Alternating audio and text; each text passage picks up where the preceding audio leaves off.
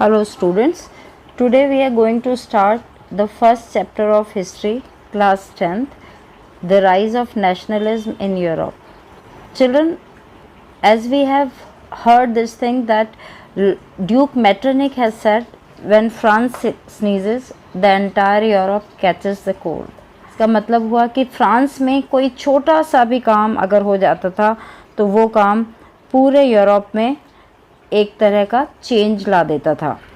France में 1789 में French revolution की जब शुरुआत हुई, वो फ्रेंच रिवॉल्यूशन धीरे धीरे जो इवेंट जिस सीक्वेंस में फ्रांस में होते गए वो उसी सीक्वेंस में पूरे यूरोप में हुए। हम टाइमलाइन देखते हैं। टाइमलाइन में हम देखते हैं कि फ्रेंच रिवॉल्यूशन 1789 से 1799 में हुआ और उसके बाद यहाँ पर सीरीज़ ऑफ इंसिडेंट्स हुए जिसमें बिकॉज ऑफ पॉलिटिकल इंस्टेबिलिटी यहाँ पर नेपोलियन का आना, नेपोलियन एक कोड इम्प्लीमेंट किया 1804 में, और उसके बाद नेपोलियन के सिविल कोड के बाद लोग नेपोलियन से खुश थे, लेकिन कुछ दिनों बाद उन्हें रियलाइज़ हुआ that Napoleon is not that much good जितना वो समझते थे। सो 1814 से 1815 में नेपोलियन बैटल ऑफ वाटरलू में नेपोलियन की डिफीट हुई और उसके बाद दोबारा यहाँ पर कांग्रेस में ट्रीटी ऑफ वियना हुई। टाइमलाइन में हम सीरीज़ ऑफ इंसिडेंट्स देख रहे हैं। उसके बाद ग्रीक स्ट्रगल फॉर इंडिपेंडेंस हुआ, different revolutionaries in Europe, the same way we had in France, different revolutionaries in Europe also they came up, and this is how the struggle for nationalism continued in which we will be studying in this chapter further. शुरुआत करते हैं Frederick सोरो की एक painting से। जो Frederick सोरो ने 4 पेंटिंग बनाई जिसमें उन्होंने एक यूटोपियन विज़न दिया, और ये यूटोपियन विज़न क्या था children? What is a utopian society? Utopian society is a vision of a society that is so ideal, that is so perfect, that it is actually doesn't exist, it is unlikely to exist. कितनी unrealistic हम लोगों की उसमें सोच होती है। Imagine करो उस टाइम को जब पूरे यूरोप में मोनार्क रूल है, और उस समय कोई ये इमेजिन करे कि यूरोप में कभी डेमोक्रेसी आएगी। सो वो एक यूटोपियन सोसाइटी है जो कभी एग्जिस्ट कर ही नहीं सकती। वो ऑल्दो अब at present as most of the countries of the world are democratic countries, but at that time utopian vision was an imagination which was impossible to exist. इसी समय क्योंकि यहाँ पर जितनी भी पावर्स थी जो रूल कर रही थी, they were absolutist power. What are absolutist power, children? Absolutist powers are those which actually do not allow anybody else to have the authority. Absolutist powers are despotic and authoritarian powers, and they refer to a centralized repressive monarchical government. They do not allow anyone to take decision. So these are known as absolutist power. जैसे कि कोई भी country में rule करने वाला monarch absolutist कहा जाएगा। अगर हम कोई मिलिट्री डिक्टेटर की बात करते हैं, जैसे कि हम हिटलर की बात करते हैं, Hitler was also an absolutist because he was not ready to accept the suggestions given by anybody in when he was ruling in the country. Now children, we come back to the utopian vision of Frederick Soro, who was a French artist, and he prepared a series of 4 prints visualizing his dream of a world made up of democratic and social republics. So this was an utopian vision, क्योंकि उसने उस समय Frederick सोरो ने उस समय imagine किया था जब पूरा वर्ल्ड में ऑटोक्रेटिक रूल था या मोनार्क रूल कर रहे थे। उस समय उसने ड्रीम किया कि एक ऐसी सोसाइटी हो जिसमें सारे कंट्रीज डेमोक्रेटिक हों और सोशल रिपब्लिक हों।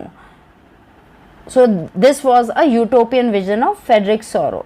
Now children, in this if you see the picture you see that there is a female allegory which is Statue of Liberty. The female allegory Statue of Liberty is having a torch of enlightenment and in one hand and the Charter of the Rights of Man in the other hand. And the first print shows the people of Europe and America, they are marching in a long train and they are offering homage, they are paying respect to the Statue of Liberty as they pass it. In this print we can see that man and woman of all ages and all different social classes, they are marching in a long train and they are paying homage, respect to the Statue of Liberty. This respect they are showing to the torch of enlightenment, this lady figure who is giving them enlightenment for the democratic power, that democracy is a good way of ruling the government. And the other hand, when she is having Charter of Man, where the rights of the man are declared. Children, see here the Charter of Man, rights of man. In this charter, only rights of the man are mentioned, not for women. That means during this time also in France or in the entire Europe, there was no right given to women. Women were not considered equal to that of man, and the women, they also did not get voting right. Even if we remember French Revolution, women were considered as passive citizens, they did not get the right to vote. And on the earth in the foreground lie the shattered remains of the symbol of absolutist institution. You see in front of Statue of Liberty, lot of garbage sort of thing you can see shattered, and these are the shattered remain. टूटा फूटा बहुत सामान दिख रहा है, उसमें तुम्हें दिखेंगे कुछ क्राउन भी पड़े हैं. That means the autocratic system or the monarch system in some places had come to an end. So this is it is showing that the monarchy had come to an end और लोगों ने उसको ख़त्म कर दिया है. The Soros utopian vision, the people of the world are grouped as distinct nation, identified through their flags and national costumes. You can see पूरा line जो मूव कर रही है उसमें सबके हाथ में फ्लैग्स हैं. अब से पहले कंट्री में रूल मोनार्क ही कर रहे थे, तो मोनार्क के सिंबल से कंट्री रूल होता था, बट यहाँ सब लोग फ्लैग के साथ मार्च कर रहे हैं, which shows that flag is representing a country, means a common nation state. This by this time all people, they had started having the feeling of the nation state. The procession was led by United States and Switzerland, which had already passed the Statue of Liberty, followed by France and Germany. Following the German people are the people of Austria, the Kingdom of Two Sicilies, Lombardy, Poland, England, Ireland, Hungary and Russia. So you can see that these people, those who are marching with the flags in their hand and the national costume, means nationalism, the feeling of nationalism or uniting the common people together has already started in the heart of the people living in a particular geographical area. People who are marching with the flags in their hand and wearing the same costume, they can be recognized with a particular nation, and leading the procession way past the Statue of Liberty, that they belong to a particular nation. Means the people who are wearing the same costume, marching under a particular flag, they are ready to form a nation state. We see that United States and Switzerland, they had already passed the Statue of Liberty, which means that they are already nation state by now. And France is identifiable by the revolutionary tricolor. We can see France with the revolutionary tricolor, blue, white and red, has just reached the statue. Means that just now France has become a democratic republic or democratic country.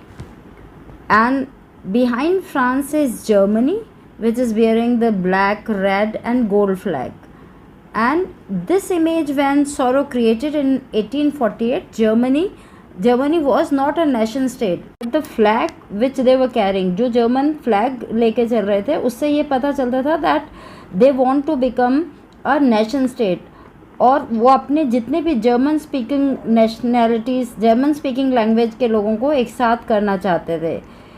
Germans following the German people are the people of Austria, the Kingdom of Two Sicilies, Lombardy, Poland, England, Ireland, Hungary and Russia. And we can see from the heavens above, ऊपर आसमान में हम देखते हैं Christ, saints and angels, they gaze upon the scene. That means they are happy, they are giving blessings that the best thing has come in Europe. Everyone is democratic, everyone is free, and they should live happily. Here the artists want to symbolize fraternity, that is brotherhood among the nations of the world, and that is why the saints and angels, they are happy.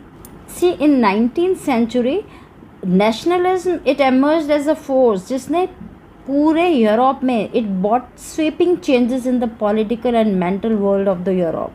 And the end result, what was the end result of these changes? It was the emergence of nation states. Nation state in place of multinational dynasties. What are multinational dynasties? See, multinational dynasties, that a single crown was ruling number of geographical areas. It is because that time no nation states, maybe a single crown was ruling number of geographical areas under it. Children, if the question arises कि multinational dynastic empires क्या होते हैं? Multinational dynastic empires, they refer to a dynasty that rules multiple nations that are connected only via their monarch's bloodline. For example, the most common example of this multinational empire is Habsburg and the Bourbon dynasties. Both Habsburg and Bourbon dynasties, they married and got hold of the titles of different countries.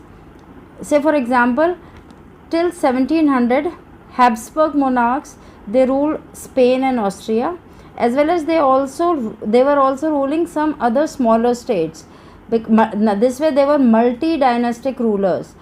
They were ruling Spain, Austria and some other small dynasties. That is how they become multi-national dynasties. Same way when we talk about Bourbon dynasties, they ruled Spain after 1700 until 1931, and they also ruled France until 1792, and again they ruled till 1814 till 1813.